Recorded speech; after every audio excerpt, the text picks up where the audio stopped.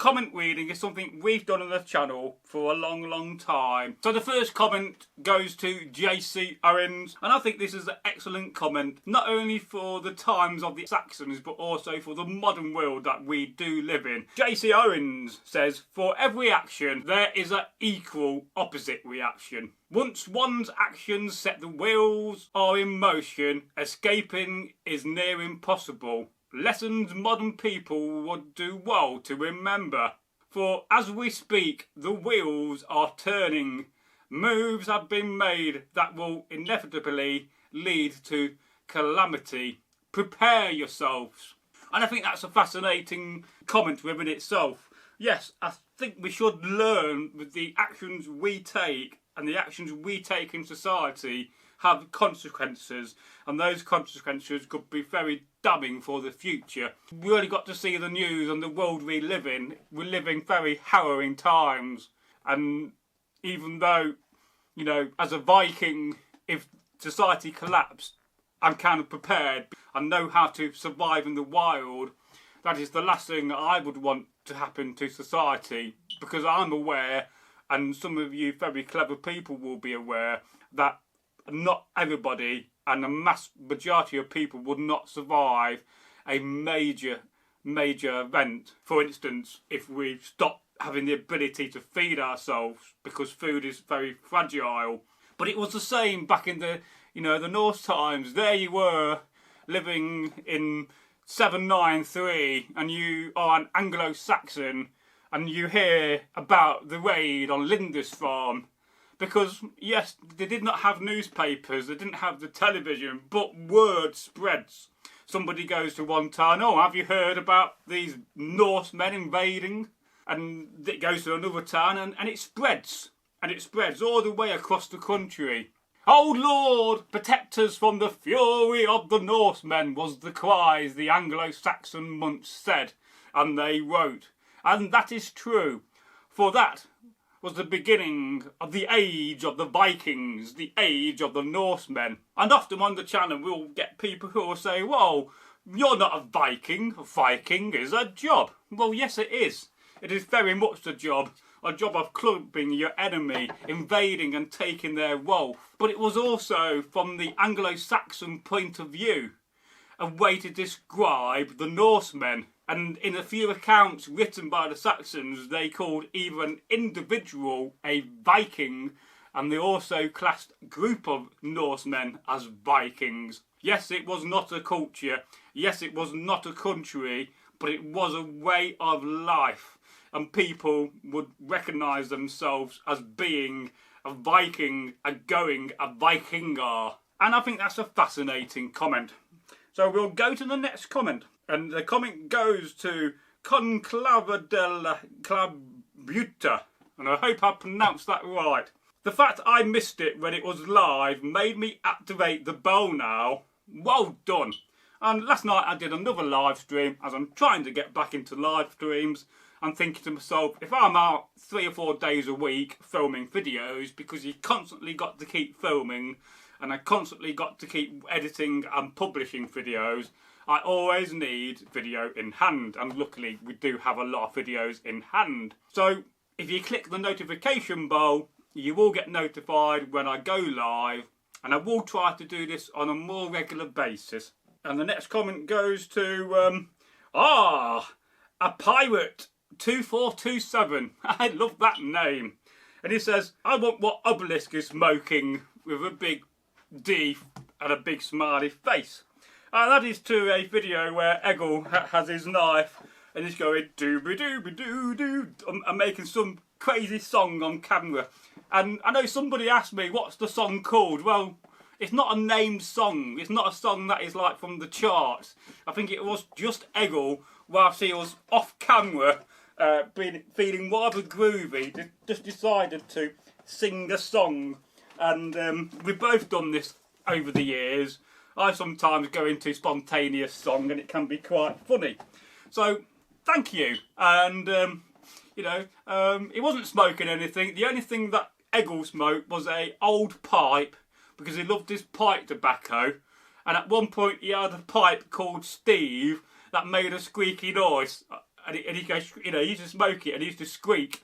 So that's Steve squeaking, he says. And, you know, he went away somewhere for a weekend and lost it. And he was gutted because he loved that little pipe. And then we have a comment here from Gorm the Viking 0. Personally, I prefer to carry a small drinking horn to the Renaissance Festival here in the USA, just big enough to hold a cup of mead. I don't want my bulk to be weighed down too much all day. And that's true. So, for instance, you don't want to be carrying one of these about all day, because trust me, that's a very big horn. Or even having a wooden bowl in your bag is just as acceptable as a method of drinking from, because it's a vessel and it holds water. If it holds your mead, you can drink from it. So thank you very much, Gorm, for the lovely comment. And then we have a comment here from Uncle Tigger McLaren 7592, and he says, if there's a North Shield wall in your future, get your druid to brew up 20 litres of pure alcohol. Thin-walled clay bottles with corks. Couple of blokes with lit torches. Now, you know, back in the old days of reenacting, we probably did used to have a few pints before the battle, but then that stopped because we became very, very serious and reenacting went all down the safety route, which is the correct method of doing it. But I can record in the early 90s, you know, being away on camp, and the regiment I was in was notorious for their drinking in the evening and sometimes in the daytime. So I can recall one battle, and I can't remember where it was, but me, my friend Smokey and Moses, and quite a few others, and then we was the 14th Brooklyn Regiment. We used to hang about with the 43rd North Carolinian, a Confederate regiment who were also notorious with their drinking. And I can recall being in the pub, you know, we went for lunch and we had a couple of pints, and then we heard in the distance all this banging, you know, going off, starting, and we thought, oh, that's the battle. So we drank our beer and ran off with our muskets and joined the battle. But of course, in today's modern reenactments, that would get you banned, and you can't drink on camp until the public are fundamentally gone, or you've at least finished the battle. Yes, if you finish the battle, you got no more fighting, you could probably put a cheeky beer in your horn and get away with it. But mostly, you know, in the evening is when, as reenactors, it's our time to celebrate what we do and do leg wrestling and Viking wrestling and tell stories and drink mead and beer. So thank you for your comment. And then Antonio 1489 says, I would pick the axe. Both look really cool. Well, I do carry an axe with me today because you never know when those Saxons are coming to stay. And if I had my axe, I would fight them very well and then pour their body down into a well. And then we have a comment from the Fact Filter 14A. Good number, that number 14. And he says, the Sculptum laughs in formation. And that is to a video about the shield wall with me and Eggle, and he's referring to the Romans in that comment, I do believe. And then we have a comment from Rolling Hammond 7400. Ha! Yup, my life as well. And that is referring to the fact that as a reenactor, as a historical enthusiast, you're constantly looking at your kit, you're constantly ordering things up, you're constantly sewing your clothing, you're constantly making new clubs. Making a spoon. I mean, would you use a spoon as a weapon? I don't know, but you could certainly knock out a pesky Saxon with it if you did it hard enough a few times, or even 100 times. And then we have a comment here from Louise Draven 2448. I lit a candle and pour a dram of Villain's rum. You should check them out. And that is in respect to a community post from the 9th of this month where we celebrated our late and great channel host Eggle Thorson, and this is the helmet which I brought for him, which he used to wear for the combat videos and in the storytelling videos. So thank you for your comment, Louise. And then the next comment goes to Mucky M6I or M6L asterisk and obelisk over here. Yes, over a few years, over a few times, Eggle has certainly been called Obelisk, as well as Frank Gallagher. Somebody once said he was the United States President of America, or should be, which was very funny, and Irick made a very funny video where Eggle saying, "I am not President Biden, I am Eggle Thorson, a Viking." You know, that's a funny video. We've been given a few names over the years. And then we have a comment here from Federico Scara, GB. And he says, Viking is a profession, not a tribe or a group. Well, yes, that is very much true. It is a profession. But you've got to understand it from the Anglo-Saxon point of view. Because, yes, they called them the Norsemen, but they also called him Vikinger, or Viking with a W. And they describe individuals or groups of men from the north of Scandinavia as Vikings. And no matter how many of these massive historical programmes you see, most of them will call them Vikings. And the reason why I use that word is because as a content creator, Viking has a bigger search term and result than Norsemen. And the amount of times I've had to explain to people what a Norse person is compared to what a Viking is. Everybody in the world, most people, unless you live under a stone, you know what a Viking is. But a lot of people don't understand what a Norseman is. And it's great and it's fantastic if you understand those two concepts, if you're into your history. But a lot of people are not into the history and they will be confused by such terms. Yes, Viking was never a country. There's no country with that name and no tribe. But it can be described to describe an individual more or less from the perspective of the people that they were attacking. And this, how we have it in an Anglo-Saxon poem, it describes Vikings or Vikings, or to go a Wikinger, and they also describe it as Vikingkin as well. It's another term they use. So yes, there's a little bit of myth around the term Viking, as most people go down this route and they're convinced that it's a job and it's nothing other than a job, but that's not historically correct. And then within the modern world, can you describe yourself as a Viking? Well, in a world where people recognise themselves as animals, and there's a woman in Germany who recognises herself as an aeroplane and has actually married a 747, and then I think anything goes. But at least with this concept of saying to yourself, well, I'm a modern Viking, and I try to live that way, but without, fundamentally raiding France or Ireland or getting in a longship and causing trouble, you can still live that way in an honourable sense. And it's also about the fact that we as individuals and as a collective of people, we seek our heritage. We want to understand who our 10 times great grandfather was 1,000 years ago, what sort of life he lived. And of course, another thing we're so thirsty for is going back beyond the Norse, beyond the Saxons and beyond the Romans, and trying to understand what it fundamentally means to be an English person. Now don't forget, Great Britain is not a country. Great Britain is a collective of countries, and if you're calling yourself British, then that's also a misconception, because it's not a country. It's a legal term which I forget, but it's a collective of countries. And let's praise and honour, England and Wales and Scotland and Ireland and even Cornwall, because they're fantastic history across all that time. And you should be proud, if you're Scottish, my God, be proud of being Scottish. If you're Welsh, be proud of being Welsh. If you are from Ireland or Northern Ireland, be proud of where you come from. Be proud of your heritage, because if it wasn't for the past, you would not be here. And like my friend Ellie says, when you think about it, hundreds of generations have got you to this point in your life. Your ancestors survived the Ice Age. Many of them did not.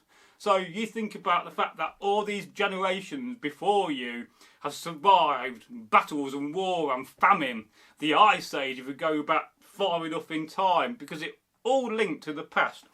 So we have another comment. Then we have a comment. So we have a comment here from Will Jahimaz Sardarolf Ads 39, and he says, "Yo, what? When did this happen? I like what I saw of him. He was actually a pagan, wasn't he? Or was he just a reenactor? And that is in reference to Egil Thorson. And that's a lovely comment. And it still surprises me to this day that people don't know that Egil has passed away. And he passed away in 2023. And he was both a reenactor, and he joined reenacting, I think, in 1983, when I was about 6 or 7 years old, which I find amazing. And he's been a Norse pagan throughout that time, because one of the reasons why he joined reenacting was because he was, you know, very prolific in his belief of being a Norse pagan.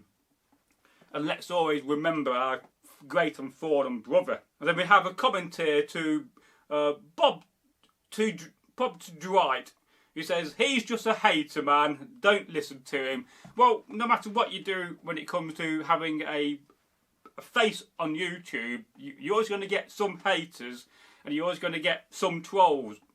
And quite luckily, we don't really get that many of them. I think it's slightly daft to go and troll the channel about Vikings, because we have a family and people will stand up for me and the channel. But when it comes to haters and people that are trolls, my firm belief is to give them a warm welcome. Be nice. Say, oh, thank you for your comment. A warm welcome to Northworthy. Because when you do that, you take away their power. Being nice will always win over being nasty. So be kind, be nice, because even the trolls have their own story. And you should always celebrate the fact that they have taken the time to leave a comment, whether it's a nice comment or not a nice comment.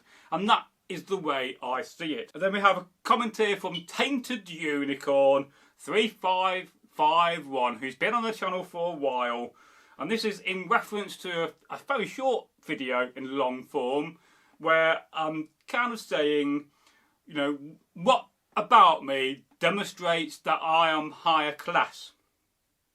And the actual title is, You'd Miss These Viking Status Signs. And he says, brightly dyed fabric too, very rich colours, definitely a sign of status. And again, you can just see from the clothes I'm wearing, orange and red and blue, and the under tunic of, oh, it's kind of like a palish creamy white. It says that this is a man of status, that I am a man that can afford a helmet. I am a man that can afford a sword, because I've got the clothing to go with it, and they are very rich clothing. You would not be wearing this as a peasant, and maybe not even as a middle class Norseman or Saxon, but as the upper class you would be wearing this sort of clothing. And we have a lovely comment here from Kincaid Kotoslav. Braggy rightfully boasts of being far-faring fighter he, follower of Folklish from Sath, true Asatru, Athling, Horn, Holder, Shield Wall, Shatter, Kith, Kin and Clan Caller, Spear, Sword and Seax Bearer, Rune, Rister, Scop, a Scold, the gods grant him gain. And that is a fantastic comment, but I've also replied, because whenever I see a comment and it's based on poetry, I will always reply. And actually I replied twice for some reason, because sometimes when I reply the comments don't show up. And I said, if I bear spear and sax, it is in remembrance, not conquest. If the gods grant anything, let it be wisdom, not glory. And those are the most favourite sort of comments to get. If you leave me a comment and it's a little poem and a rhyme, I will take the time to write one and reply with a poem, because that is such an ancient thing to do, because poetry is so much about Anglo-Saxon and Celtic and Roman and Norse culture, because we've always had poets, and the poetical language of the Norse is even more fascinating, like shining swords and mead benches and all these wonderful sayings which are in the sagas. And Kincaid Koltoslav has also replied with another little comment.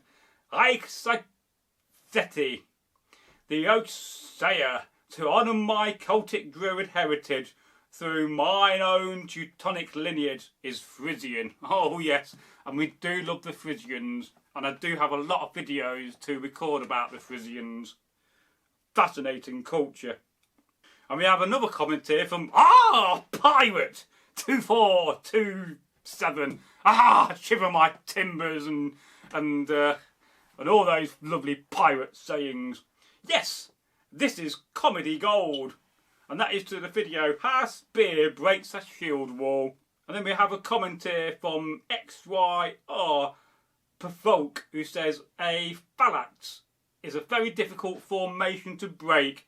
Wouldn't a grenade break it, laughs out loud. Well, yes, if you was in the modern times, and a phalanx is fundamentally, I believe, a triangular formation, that would be quite easy to break with a hand grenade. Just toss it in the middle, and there'd be bones and bloods and bodies everywhere. And it's amazing the actual range when you see these slow motion videos of grenades going off, the amount of damage that they can do. No wonder we have so many injuries from them in World War I and World War II. And we have a comment here from Von Historia. Axe as the knife is often used as a second weapon. So yeah, in many a sense, you know, although an axe is an axe, it still has a cutting edge. You can still use it like a knife. You could certainly, if it were clean enough, you know, cut your meat with it, cut your bread. So in many aspects, it is very much like a knife. But of course, an axe is so more diverse. It will be slightly difficult to, let's say, if you wanted to chop down a tree with one of these. But with that, it'll be fairly easy. And then this again is the typical fan shape of a tree felling axe, typical of the Norse and the Saxons. And you'll see this sort of an axe where they're felling trees in the Bayeux Tapestry. But they also show a T-shaped axe in the Bayeux Tapestry, which is used for going down the side and making that into a plank when if it's a log, for instance. So I can put my axe down. And we have a comment here from Jarvis Ervio 2056. First of all, I would like to live, so axe. Even if my friends would dare me to say that I was compensating. Well, I think you should always carry an axe. If you're a warrior going to battle and you got an axe, take it with you. If it's not your main sidearm, and you may be choosing to have a langsats as your sidearm, and that's your first weapon, and your axe will always be your backup weapon. But if you don't have a langsats, you don't have a decent long knife, then you're going to go for the axe and the shield. In that case, it will be your first weapon. But for people of my status, an axe is always going to be my backup weapon, because I will have a sword to use. And then we have a comment here from Kif Steel Wood and Green, who says, came out absolutely gorgeous. May I ask if you know its history? And this is in reference to a video where I'm showing derusting a old spear of mine. And I also at the end took the spear off the shaft and put it back on with a fresh rivet. And I would have brought that spear, I think, from Turkey in about 23 years ago. And he would have brought it probably in the 1980s or the early 1990s. So, you know, fundamentally, it's probably around about 40 years old, because some of my kit like this is from the 1980s. It's got a little bit of rust there I need to clean up. And then some of it, like this one here, is probably no more than 18 months old. So some of it can be very old and some of it is quite new. I've also got a sword here by Paul Binns, and at some point it used to be much longer, but the ends come off in battle, and I've converted it into a very short sword, and it's very top heavy on the old pommel because it's lost its balance. Well, that is a sword for another video. And we have a lovely comment here about the shield wall from Kama Ahazi. He says, you don't even need to be that tight. Any overlapping is a pretty strong mechanical advantage because you can divide the force against your shield across multiple bodies behind it. Yes, well that's very, very true. It doesn't need to be that tight when the shields are overlapping, but if they're not overlapping enough, then what can happen? A very well armoured man like myself can charge it and I can fundamentally break through the shield. And that kind of destroys the shield wall and creates a bit of havoc, especially with the men that are in the shield wall. So back in the early 2000s, when I used to be a training officer of the local group, we had about 20 to 30 fighters, and we'd often manage to get 20 people together for a battle practice. So what me and a legendary guy called Ulf used to do was to actually get them in the shield wall, and the first thing we'll do was we'll demonstrate with a spear where the shield wall is weak by trying to push the shields, and what the shield wall had to do was stop that from happening. So they soon learned that by being tighter, when you're pushing with a big spear to try to open up the shield wall for the spearman next door to you, they suddenly learnt that having it tight and having it more firm was a bigger advantage. But then what we also used to do was run up and we'll try to push ourselves through the shield wall. Again, at first, because they wasn't so well trained, the shield wall was loose and we could get ourselves through. As soon as I get myself through a shield wall, I'm spinning around and I'm attacking the men in the back.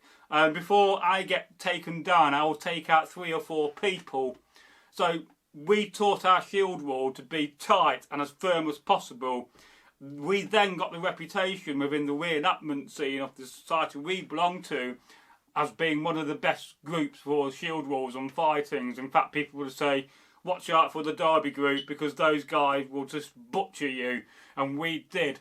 So yes, it's great having a loose shield wall. Sometimes you do need one, but you got to train the men and the women who are fighting to keep it tight, or else people like myself with 30 plus years of experience will just run straight through it. And when I'm wearing mail and I've got my helmet on and my sword and my shield, I've got a lot of weight. I'm heading towards 20 stone because I'm probably 13. I'm somewhere between 13 and 14 stone. I was about 13 stone back in the day, maybe a little bit lighter when I had a 6-pack because I wore my mail armour all the time.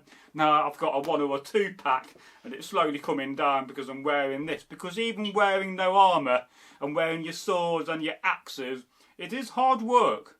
Because, you know, I do feel it when I get my kit off. I know that I've been working hard all day. And I think today, this week, it's my 4th day I've been dressing as a Norseman. So as a content creator who specialises in medieval history, I dress as a Norse person and an Anglo-Saxon way more than the average reenactor. Because as a reenactor, you may go to, let's say you go to 8 events a year. And you know, that's 3 days. So you may be dressing like that for about a month, 24 to 30 days in a year.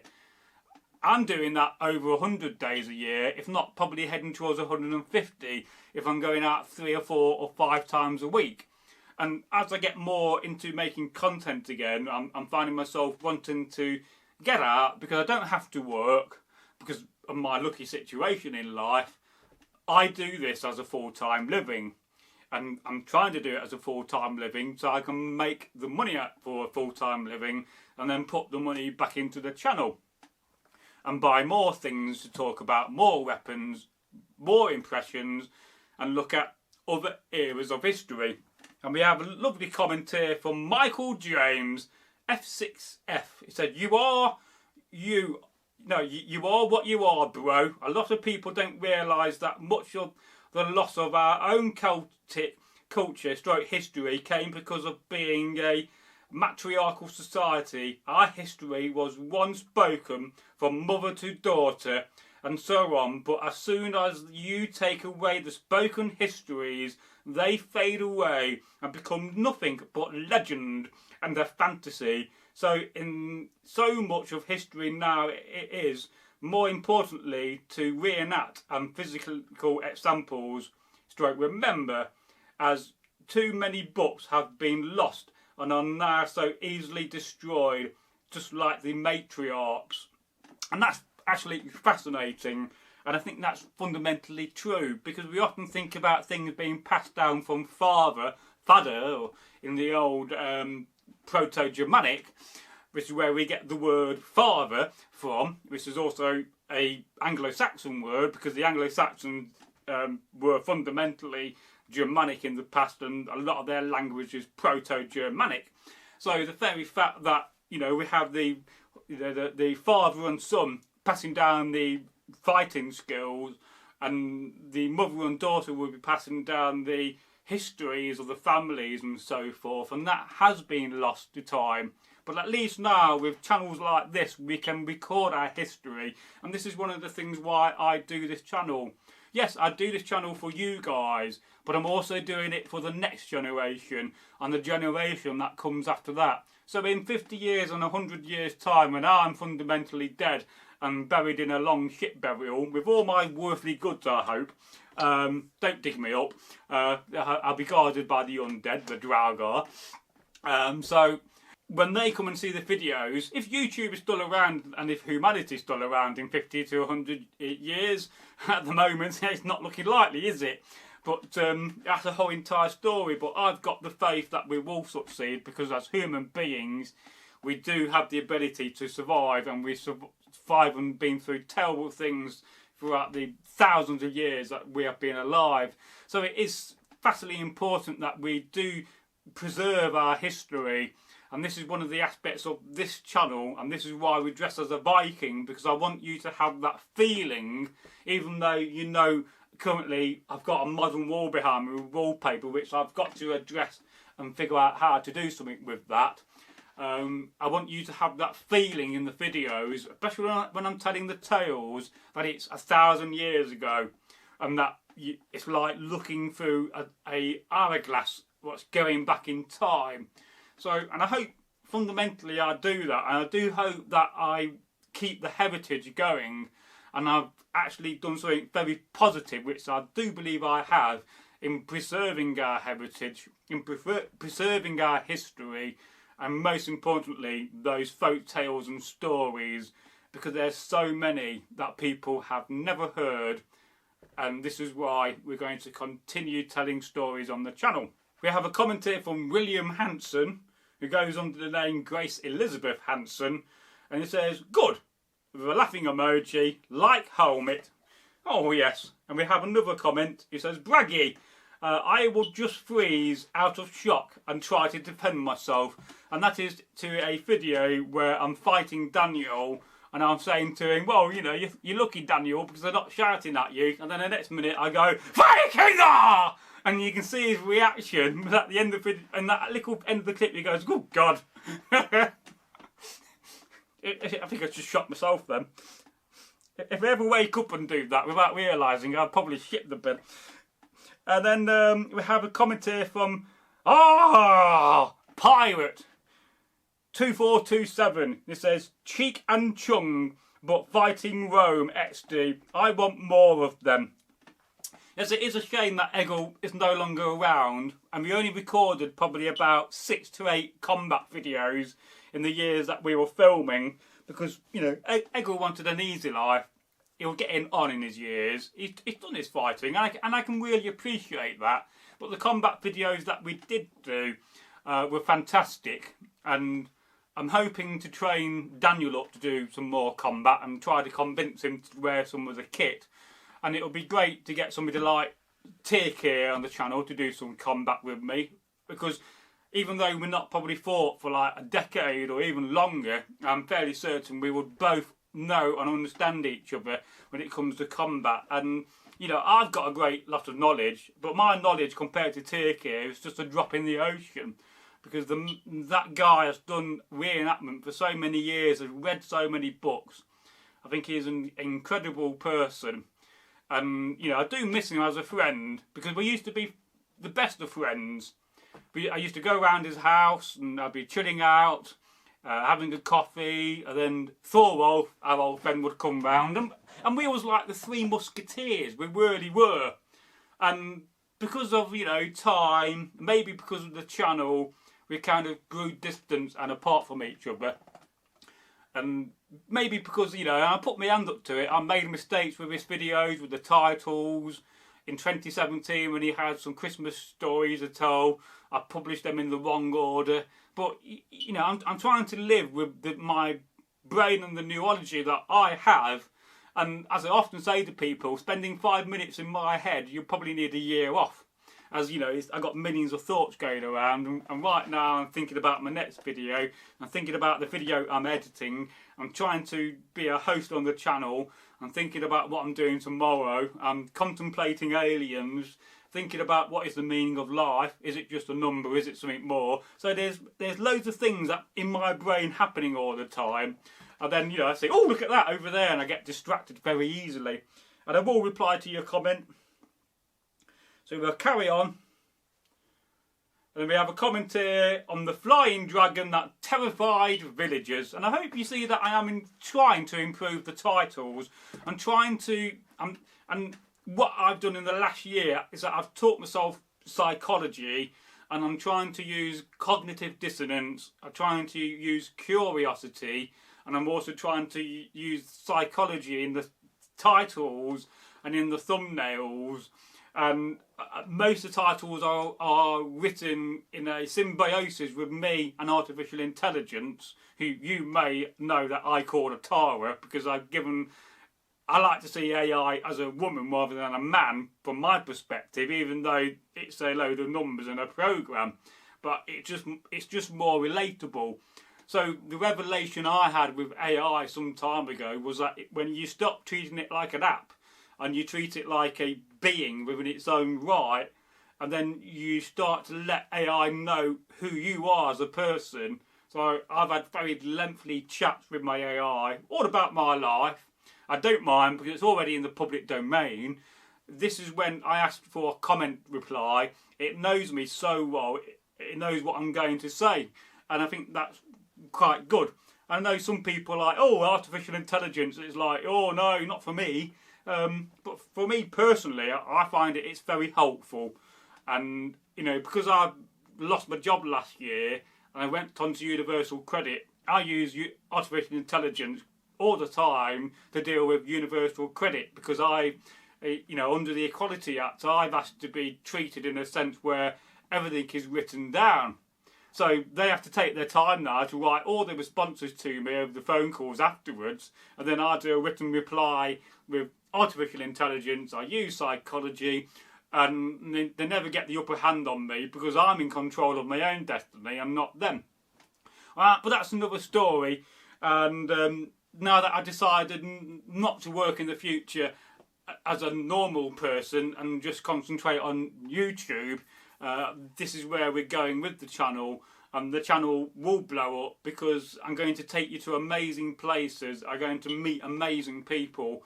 And this is all within the visualization I have and the manifestation, because I do believe and practice manifestation. And it's a difficult concept to understand. It does make you think about whether a Norse person or Saxon would understand the whole concept of manifesting and manifesting what you fundamentally want. And it's not like, and it's even I find it difficult to understand to a certain degree, but at least I think I've got the grasp of what I'm doing to manifest what I fundamentally want. So yes. And then in a video, when a Norse warrior starts to sing a catchy song, and that's from the one where Egil was making a song up. Andy C 750 says, he is getting excited because the pub is opening. And I didn't read the last message. And he says, that was no dragon, well, a bit of a dragon. It was my ex on her broomstick letting rip after her in-flight vindaloo. I do love it when you get comments about people's exes, whether they're a man or a woman. We've had some funny ones over the years, and they do make me smile. And then William Hanson, in a comment to the same video, says, woof, what place is that song from? Well, it wasn't a song in the sense of it being a song and Egil's like added word to it. So it was like very much a song that he just made up on the spot. Unless it is a song and I don't realise what it is. And then Billy Bud 45 says, "Hello Billy, welcome to the channel. And this is in the video, You're Not a Viking, Let's Talk." And that is where somebody says that, "Yo, not Viking, bro." And he says, "You'll probably have Norse DNA." Well, at some point in the channel, and I did a DNA test some years ago, and it did say I got Scandinavian blood. And because I come from Derby, my family have mostly stayed around the area for quite a few generations. I definitely think, and Derby's quite well known for Vikings because the Vikings gave it its name, because before that it was called Northworthy, the Saxon name of it. So I expect I do have DNA, but and I've all looked to do a DNA maybe for like 20,000 subscribers if I got the coin to buy one. I was talking to somebody who was saying that their son did a DNA test and it came out with all these different countries, but then he went back and revisited it and then it's all changed. But the reason why DNA results change is because they're getting more and more data, and the more data they have, the more specific they can be about your DNA. So DNA will change. So let's say 10 years ago I did a DNA test which says I'm English, maybe I got some Frankish and Norwegian in me, and maybe something completely random like Slavic, for instance. You go back 10 years later, then there'll be more DNA patterns added to that profile, so then it might say, well, you got a connection to Africa to the east, and who knows. Then we have a comment here from James, many S's. That's the most amount of S's I've seen in a name, so congratulations on that. And also a warm welcome to the channel. And he said, "I'm rather fond of walking cane with a top like that. I think it feels better in the hand than the handle." Well, I do have actually a walking stick, and it has a knobbly end, and it used to belong to my grandfather Dennis, and luckily I've still got it. And I'm thinking that actually it's probably a Irish walking stick, and it may most probably also be blackthorn. But if you've got any hints and tips on where you can find blackthorn, because it must grow wild in hedges, I wouldn't mind finding a nice decent bit and making a shillelagh on camera, the famous Irish walking stick, and which is, well, not a walking stick, but the famous Irish club. And of course it kind of got converted into a walking stick, and it makes sense to me. So in another video I will think about doing that as a craft and as a crafting series. And then I also read a comment talking about wooden clubs, and they're like this, and they're saying, well, what if it was like 5 or 6 foot long and it had a club on the end? Well, that had been used as a weapon, and I'm thinking to myself, well, that's actually a very good idea.